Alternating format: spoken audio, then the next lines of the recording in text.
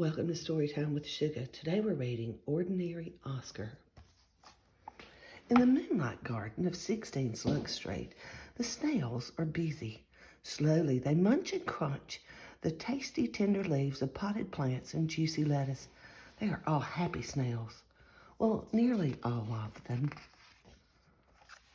Oscar Slimeglider was not happy. "I'm tired of sleeping all day," he said. "I'm fed up with eating all night. I'm bored with being greenish, grayish, brownish. I want other snails to look at me and say, 'Wow, there's Oscar Slimeglider.' I want to be different. I want to be famous." "Nonsense," said Oscar's dad. "What's wrong with sleeping all day? What's wrong with eating all night? And what's wrong with being greenish, grayish, brownish?" said Oscar's mom. "Your 25 brothers and sisters never complain." But Oscar was determined. "The wise old snail will know what to do," he declared. So off he went. "What do you want to be famous for?" asked the wise old snail. "Can you paint, dance, play the guitar?" Oscar shook his head. "Being famous isn't always easy, you know," said the wise old snail.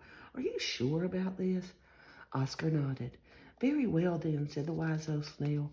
"You're going to need a bit of magic." And he told Oscar what to do.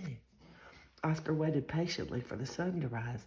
Then he turned around 3 times and cried, "Slime, slime, slither, slither, fairy god snail, please come hither." The fairy god snail appeared. "So you want to be famous?" she asked. Oscar wiggled eagerly. "Yes, please." "There's only one good thing to do then," replied the fairy god snail. "I shall grant you 3 wishes, but choose carefully," she warned. Then she waved her magic wand and disappeared. Oscar closed his eyes tightly and made a wish. Slowly, Oscar opened his eyes.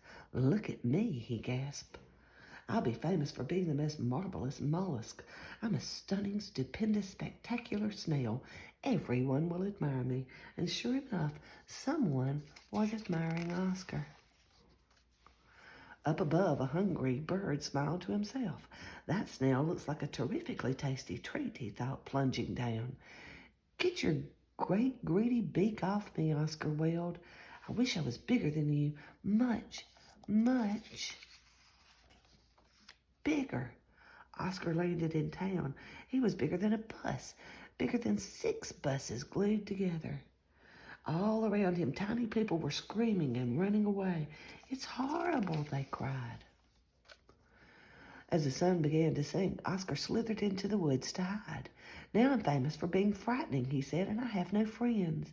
Oscar began to cry. "I want to go home to Mom and Dad and my 25 brothers and sisters. I wish I was just ordinary Oscar again." And just like that, he was home. "Where have you been, Oscar?" asked his dad. "We've been awfully worried about you." "We thought you might have been squashed," said his mom.